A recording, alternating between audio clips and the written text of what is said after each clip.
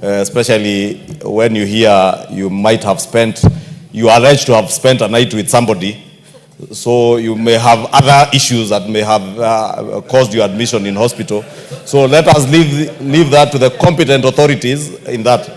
But more importantly, Honorable Speaker, is to ask the chair of the Security Committee, the Honorable Tongoyo, because after the said abduction or disappearance of the Honorable Koimburi, we saw the disgraced former impeached deputy president allege that the Honorable Koimburi had been poisoned and inhaled very dangerous gases, and he could not even speak. His throat was hurt. He had actually diagnosed. He had the diagnosis of what gases Koimburi had inhaled.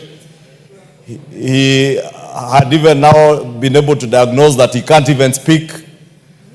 And I wondered, how did the impeached deputy president know that this victim who could not speak had inhaled some dangerous gases that are only known to the disgraced former deputy president? And the chair security committee must take this matter more seriously than he is doing. He must get a written statement from the Inspector General of Police and the doctors, more so from the Inspector General of Police, telling us what investigations has he done, has he carried out, to even get statements from one Rigathi Gachagua, who seemed to have more information than even the victim himself on his inhaling of dangerous gases in a coffee plantation. So Rigathi Gachagua must be able to tell the police, these gases that Koimburi inhaled, were they inhaled at the hotel in Gatundu with this lady who he is alleged to have spent the night with? Did he inhale these gases from the chemicals that spray coffee in the coffee plantation where he went to sleep in the morning? Or was it in the ambulance that his staff organized for him?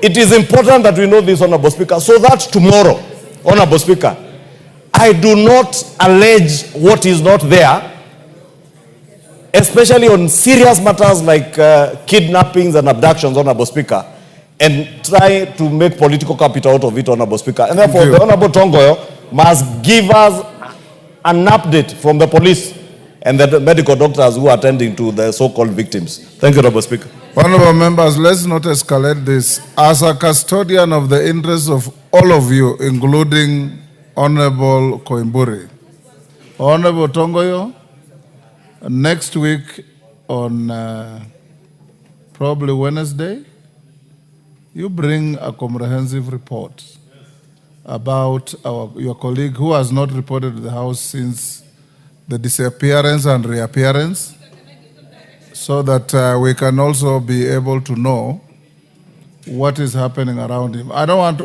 escalate this, Deputy Speaker. Let's leave it there, because we will degenerate into discussing the personal conduct of a member without a motion, and that is against standing orders. Let's leave it there. Honorable Emmanuel Wangwe's statement. Tongoyo, Wednesday you bring... I will, well guided.